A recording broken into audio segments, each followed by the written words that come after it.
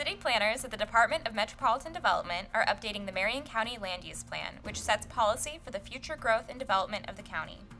The Land Use Plan is what many people think of when they hear or say comprehensive plan, but in Indianapolis, the comprehensive plan is actually a system of plans.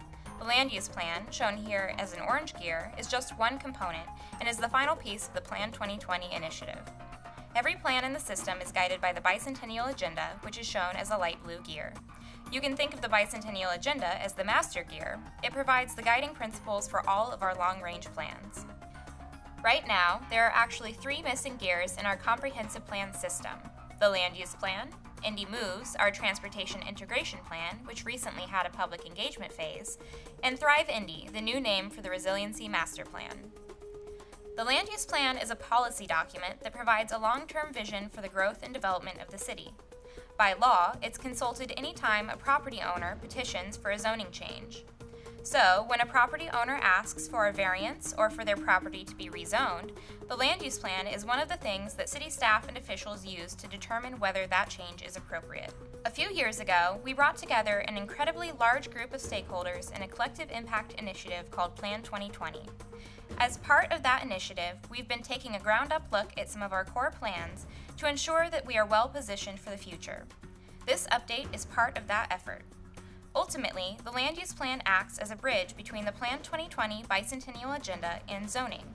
It's important to note that this update will not change the city's zoning, but will provide guidance on zoning decisions in the future. The Land Use Plan is used during every step of the zoning process. It's used by business owners and developers looking for appropriate sites for their projects. After a property owner submits a petition for a rezoning or variance, city staff use the plan as they are writing their recommendations. When those petitions go to public hearing, the Land Use Plan is used by community members when they voice support or opposition to the project, as the plan serves as the documentation of the community's vision. Finally, the Land Use Plan is one of the things that commissioners and board members are required to consider when they make decisions on zoning cases. Currently, our Land Use Plan is actually a fragmented collection of dozens of neighborhood, corridor, township, and other specific area plans. Some of these plans date back to the 1980s, and in total there are 39 plans that were adopted prior to 2008. That means they don't represent post-recession market changes, and they certainly have not incorporated recent public engagement. While there are numerous inconsistencies between these plans, the one thing that they do have in common is that they all take a prescriptive, parcel-by-parcel approach to planning and attempt to predict a very specific use for all 300 and some thousand parcels across 400 square miles 10 to 20 years into the future. So you can probably guess that our current system has some issues. Because it's so prescriptive, it doesn't adapt as neighborhoods grow and change over time, or as consumer preferences shift. With dozens of plans that use over 200 different ways to classify uses, it's cumbersome to use and difficult to implement. Perhaps the biggest problem with the system is that by segregating housing types, it also segregates by income, creating areas with lots of wealth and areas with a high degree of poverty. There are numerous studies that show that this has a really bad impact on upward mobility and the ability of children to earn more than their parents, reinforcing a cycle of poverty. It's also bad for the city because it creates large areas of the county without the tax base to support basic services. On top of all of that, many of the plans in our current system were created during a time when the overriding planning philosophy was very autocentric, leading to plans that are not consistent with current, desired, or even historic development patterns. So, where did we start? Just to reiterate, like all of the components of our comprehensive plan, the Land Use Plan is guided by the Bicentennial Agenda. The Bicentennial Agenda lays out 4 big goals: to make Indianapolis healthier, more resilient, more inclusive, and more competitive. Then, to get more specific feedback related to land use, we held listening sessions throughout the county. Through this process, we heard from over 800 residents in 43 in-person meetings and online. We asked them big picture questions like, what do you like about your neighborhood, and what's missing in your neighborhood, and then use this feedback to guide the values of the plan. Those values are directly reflected in the plan. The Land Use Plan is actually made up of 2 pieces: the pattern book, which we'll talk about in just a moment, and the land use map, which we'll talk about a little bit later. While previous plans made prescriptive recommendations parcel by parcel, the pattern book groups compatible uses into buckets called typologies, then organizes them within those typologies based on context and available infrastructure. The pattern book also outlines overlays, which are used in places where the base typology needs to be adjusted. So think about an environmentally sensitive area where we might want to pull out industrial uses, or an area around a rapid transit station where we might want to promote a denser, more walkable development pattern. Finally, the pattern book does still include some standalone uses that couldn't be grouped into typologies because of either their scale or the nature of their use. These are places like floodways, large parks, or regional special uses such as the fairgrounds or Indianapolis Motor Speedway. You can think of the old system as paint by numbers.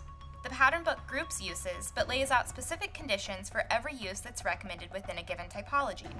So, while at first glance it looks like it's painting in broader brushstrokes, its recommendations actually provide the same level of specificity, just in a way that adapts as neighborhoods grow and change over time. So, for instance, if you take a residential neighborhood, we know a school is an appropriate use in a neighborhood, but we can't say with accuracy exactly which parcel that school should go on in 10 or 20 years. But we do know that a school should be on a road that is wide enough to accommodate school buses, and that it should be connected to residential areas with sidewalks so that kids can walk to school safely. We also know that it shouldn't be too close to an interstate because children are especially vulnerable to the health hazards of air pollution. So the pattern book uses those types of conditions to make sure that specific uses go in appropriate locations. The pattern book was adopted in November of last year. The next phase of this plan update is to update the land use map, which takes the classification system from the pattern book and then applies it to specific areas throughout the county. I'd like to go back to this map for just a minute and point out that not every plan you see here will be updated this time around.